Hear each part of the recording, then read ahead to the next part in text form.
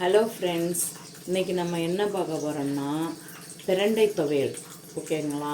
பிரண்டை துவையல், பிரண்டை இது எனக்கே சொல்ல வரலை. பிரண்டை துவையல் சட்னி செய்யலாம், எதனாலும் செய்யலாம். நான் துவையல் தான் செய்கிறதுங்க.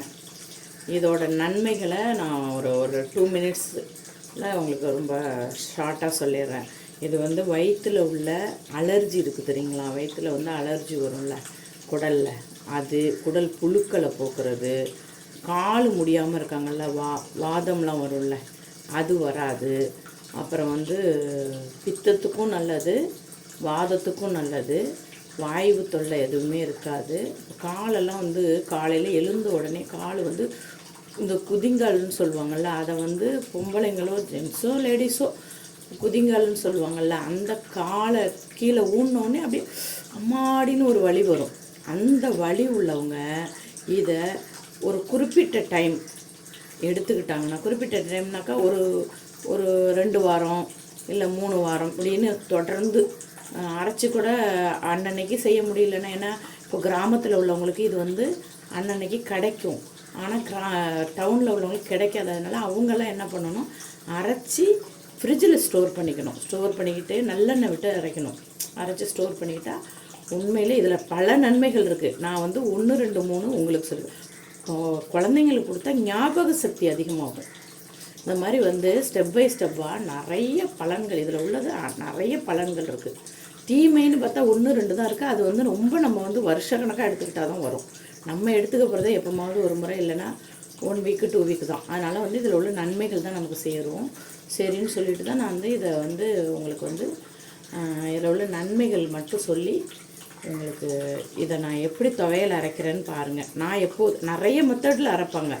நான் எப்போதும் அரைக்கிற மெத்தடு நான் சொல்கிறேன். நான் அரைக்கிற மெத்தடு உங்களுக்கு சொல்லித்தரேன் பாருங்கள். ஒரு கடாய் வச்சுக்கோங்க. வச்சுக்கிட்டு அந்த பிரண்டைக்கு தேவையான பொருட்கள் நான் பிரண்டை ஆல்ரெடி காமிச்சிட்டேன். இப்போ பாருங்கள், கடலைப்பருப்பு, அப்புறம் உளுந்து வெள்ளை உளுந்து எடுத்துக்கோங்க. கருப்பு உளுந்து வேண்டாம். ஆனால் கருப்பு உளுந்து தான் உடம்புக்கு நல்லது. பட் ஆனால் இதுக்கு நான் வெள்ளை உளுந்து தான் போடுவேன். அப்புறம் மிளகா. நான் எதுலேயுமே என்னோடய சமையலில் பார்த்திங்கன்னா எதுலேயுமே நான் அளவு சொல்லியிருக்க மாட்டேன். ஏன்னா அவங்கவுங்க எவ்வளோ செய்யணும். ஒருத்தவங்க 4 பேருக்கு செய்யலாம், சில 5 பேருக்கு செய்யலாம். அந்த மாதிரி அளவு நபர்களுக்கு தகுந்த மாதிரி அதிகரிக்கும். அதுக்கு தகுந்த மாதிரி நீங்கள் போட்டுக்கோங்க. அதனால் நான் குவான்டிட்டி சொல்லாமல் இவ்வளோ தான் போடுறேன்னு சொல்லாமல் நான் போடுறேன், பார்த்துக்கோங்க. ஃபஸ்ட்டு சொல்லிடுறேன், சாரி.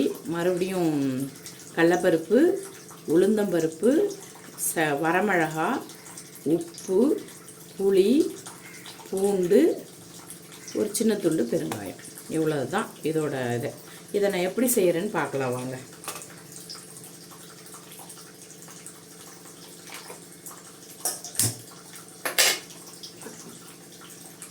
பாருங்கள், நல்லெண்ணெய் விட்டுக்கிறேன்.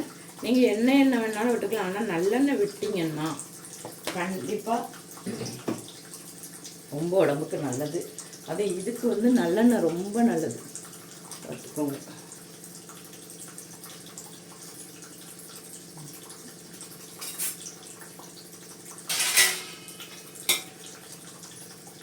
பாருங்கள், எண்ணெய் சூடாகிடுச்சு. எண்ணெய் சூடாகி விட்டது.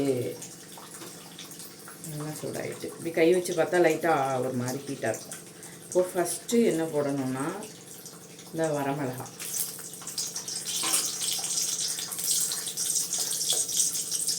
சுத்தமாக பாருங்கள், அந்த வரமிளகாவை கொஞ்சம் லைட்டாக வறுத்துட்டு, எல்லாத்தையும் ஒன்றா போடுவாங்க. நான் தனித்தனியாக தாங்க எடுக்கிறது. ஓகேங்களா? பெருங்காயம்.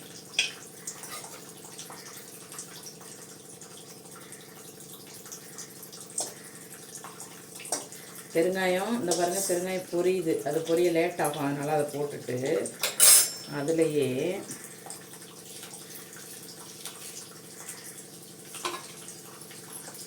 கடலைப்பருப்பு. ஓகேங்களா? கடலைப்பருப்பு, உளுந்து. மிளகாவை ஏன் நான் சேர்த்து போடலைன்னா, மிளகாவில் கருகிரும். ரொம்ப இதெல்லாம் வறுத்து எடுக்கிறதுக்குள்ள கறிக்கிடும். சிம்மில் வச்சு இந்த வறுக்கணும். ஆனால் இதில் என்னென்ன போட்டிருக்கேன் பாருங்கள். இதில் என்னென்ன போட்டிருக்கேன்னு பாருங்கள். உப்பு மிளகாவை தவிர மற்ற எல்லாத்தையுமே நான் போட்டிருக்கேன்.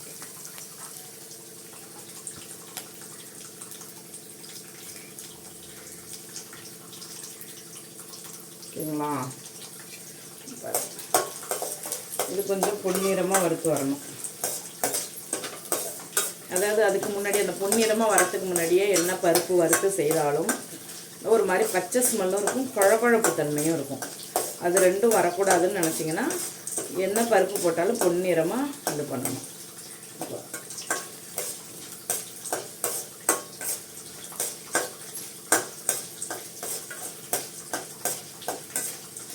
உப்பை தவிர மற்ற எல்லாத்தையும் பொரித்து எடுத்துக்கணும் வறுத்து.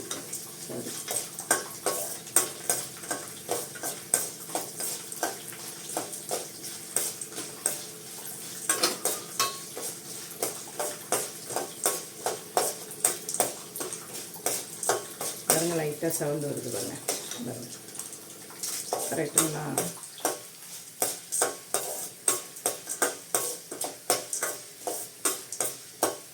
பாருங்கள், செவந்துருச்சு. நல்லாவே செவந்து வந்துட்டுன்னு கண்டுபிடிக்கிறது என்னன்னா பாருங்கள், மறுபடியும் இதில் நான் போடுறேன். ஃபஸ்ட்லேருந்து போட்டு நம்ம வறுத்துருந்தோம்னாக்கா அது கருகிடும். பாருங்கள், வந்துருச்சா? அந்தாங்க செவந்து வந்துருச்சுன்னா வாசமும் வந்துடும். அதுக்கு மேலே நம்ம விட்டோம்னா கருகிடும். அந்த கரிஞ்சிருச்சுன்னா நான் ஒரு டேஸ்ட்டே போயிடும். எதுவுமே இதுவும் கிடையாது. அது நான் உங்களுக்கு குக்கிங் டிப்ஸில் என்ன சொல்கிறேன்னா, உங்களால் ஹை ஃப்ளேமில் கரெக்டாக வறுத்து வதக்கி கொடுக்க முடியலன்னா சிம்மில் போட்டு கொஞ்சம் ஒரு செகண்ட், ஒரு 2 மினிட்ஸ் அதிகமாகும், அப்படி வதக்கிக்கோங்க. இல்லைன்னா கரிஞ்சிட்டுனா ஸ்மெல்லே வேறு மாதிரி ஆகிடும், டேஸ்ட் வேறு மாதிரி ஆகிடும். பாருங்கள், மீதம் எண்ணெய் இருக்குது பாருங்கள். அந்த எண்ணெயில் இந்த பிரண்டை நான் கழுவி வச்சுருந்தேன்னா அதில் தண்ணி இருக்காதான். இதை நல்லா இப்போது என்ன செய்யணும், எண்ணெயிலேயே வதக்கணுங்க. பாருங்கள், நல்லா எண்ணெயில் வதக்கணும். அதாவது ஆல்ரெடி நம்ம இந்த பருப்பெல்லாம் வதக்கின எண்ணெயிலேயே ஊற்றி இதை நல்லா வதக்கணும். அது கலர் மாறி வரும். ஒன்று எடுத்து உப்பு போட்டு மிக்சியில் அரைச்சி.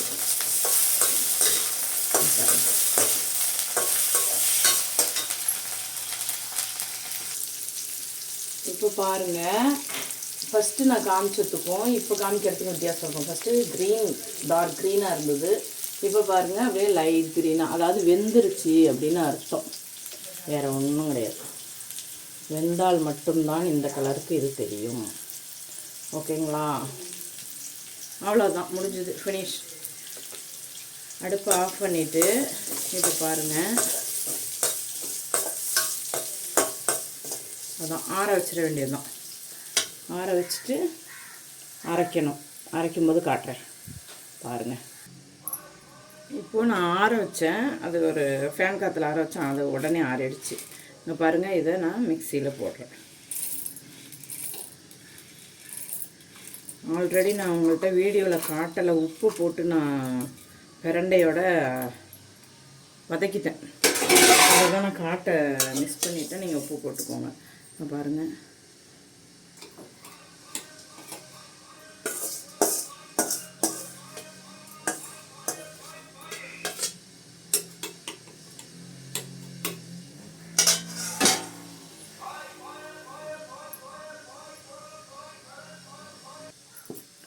பாருங்கப்பா, நான் அரைச்சிட்டு வந்துட்டேன். இப்போ நான் ஓப்பன் பண்ணி காட்டுறேன். பாருங்கள், தெரியுதுங்களா?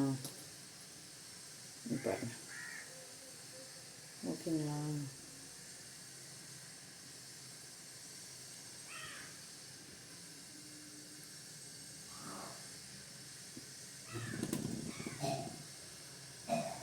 ஓகேங்களா?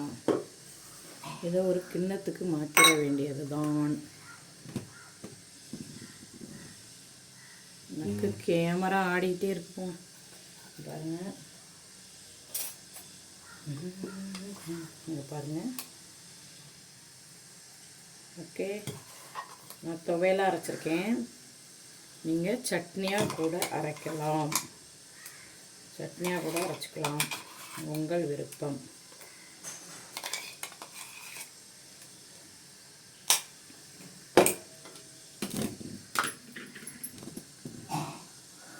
அவ்வளோதான் ஃப்ரெண்ட்ஸ், இங்கே பாருங்கள், துவையல் ரெடி ஆயிடுச்சு. நீங்கள் உங்கள் வீட்டில் எல்லாருக்கும் செஞ்சு கொடுத்து பாருங்கள். செஞ்சுட்டு எனக்கு கமெண்ட் பண்ணுங்கள், சப்ஸ்கிரைப் பண்ணுங்கள், ஷேர் பண்ணுங்கள், லைக் பண்ணுங்கள். எப்படி இருக்குன்னு பார்த்து செஞ்சுட்டு ஃபீட்பேக் கொடுங்க.